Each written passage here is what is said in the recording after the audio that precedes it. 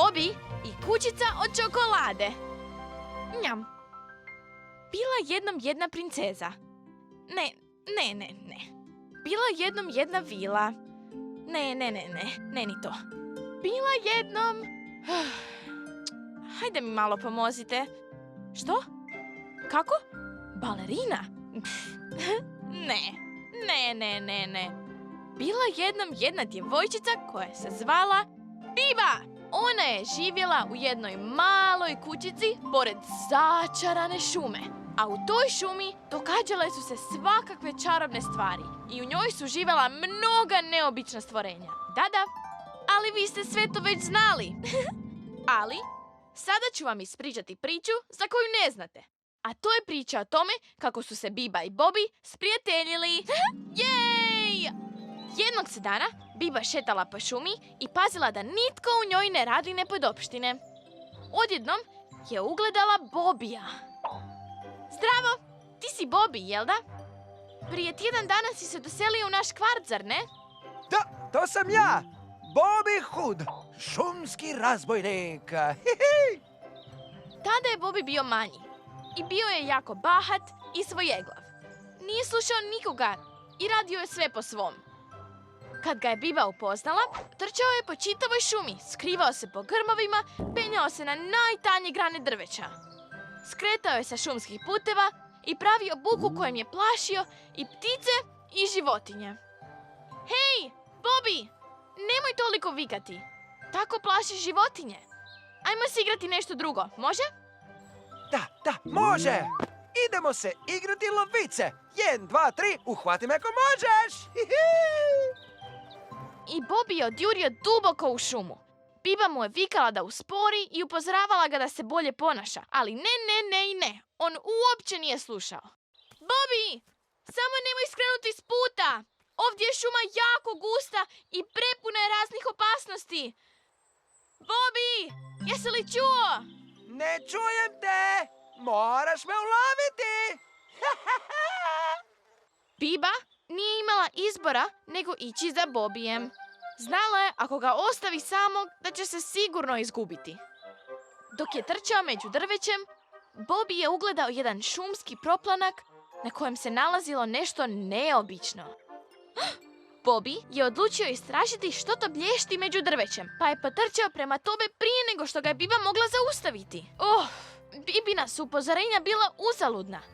Bobby je već otišao daleko, a Biba nije imala izbora nego ići za njim. Kad je došla do proplanka, Biba se šokirala. Wow! Ma što li je to? Ajme! Nasred proplanka nalazila se kućica, ali ta kućica uopće nije bila obična, nego čokoladna. Prozorsko staklo bilo je od šećera i caklilo se na sunčevom svjetlu. Crijepovi su bili napravljeni od najfinijih keksa, a čokoladni zidovi kućice bili su ukrašeni bombonima svih boja. A Bobby? Bobby je već bio kod kućice.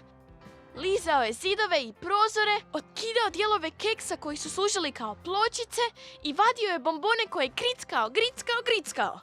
Biba nije mogla vjerovati koliko je brzo sve to uspio nagurati u usta. Hej, Biba, uzmi, probaj. Baš je ukusna ova kućica. Hej, Bobby, što to radiš? Odakle znaš čija je to kuća? Kako možeš samo trgati i jesti bez pitanja? Pa netko živi tu. Ne, nema nikoga. Ja sam je našao, dakle, moja je. Gric. Tvoja? Ne može biti tvoja. Izgradio ju je netko drugi. A osim toga, nije ti palo na pamet da je možda zamka. Odakle kućica od čokolade usred šume? Zamka? Gluposti, ma kako da ne? Daj, probaj i ti. Hej, ne jede ti se čokolada? Jede mi se. Itekako. Ali neću je jesti dok ne pitam mamu, zato što nije zdrava i nije dobra za zube. Ja čokoladu jedem pomalo, ali jedem puno voća. Da, voće je slatko i zdravo. voće. Blak, ja ga nit ne probam. Gric, gric.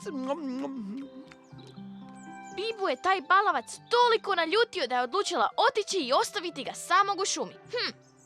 I onda, taman što je zašla među drveće, zastala je i razmislila. Pa nije dobro što je ostavila prijatelja samog u nevolji, čak i kada prijatelj to zaslužuje. I zato se vratila, sakrila iza nekog grma i čekala. Nije morala čekati dugo. Ubrzo su se vrata kućice otvorila, a iz nje je izašla neka stara žena. Starica je izgledala dobrodušna, da, no imala je zloban izraz lica. Pa je Biba odmah zaključila da joj se nešto loše mota po umu. Ali Bobby to nije primijetio, pa jer je bio zauzet žvakanjem. Djetešce milo, uđi unutra, daću ti još puno slatkih delicija, jako ukusnih, preukusnih, da prste poližeš.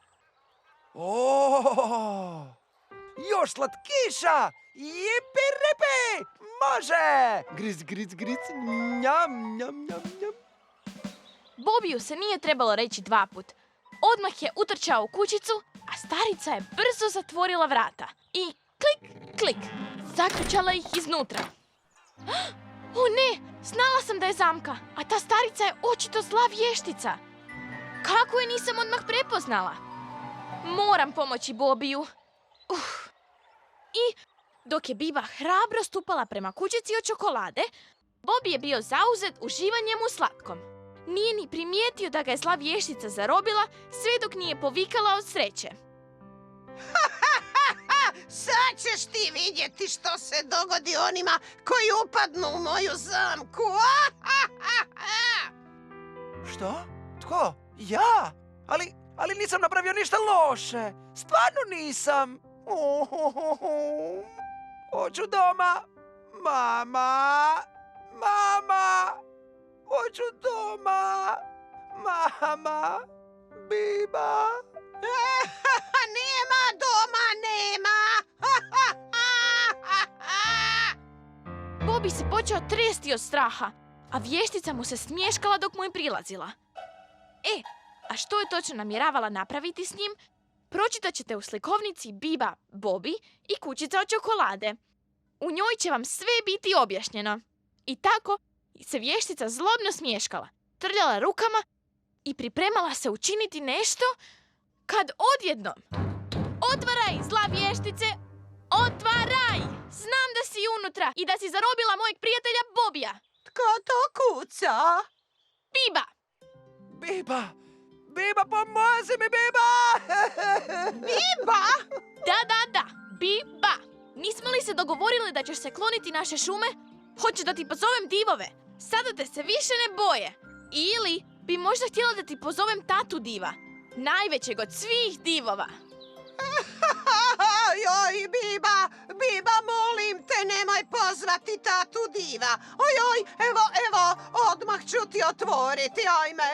Odmah ću, Biba. Vještice, nisi li mi obećala da se nećeš vratiti u šumu? I sad ja ispadam lažljivica jer sam rekla da te više nitko nikada neće vidjeti. Ajde sad, idi na neko drugo mjesto.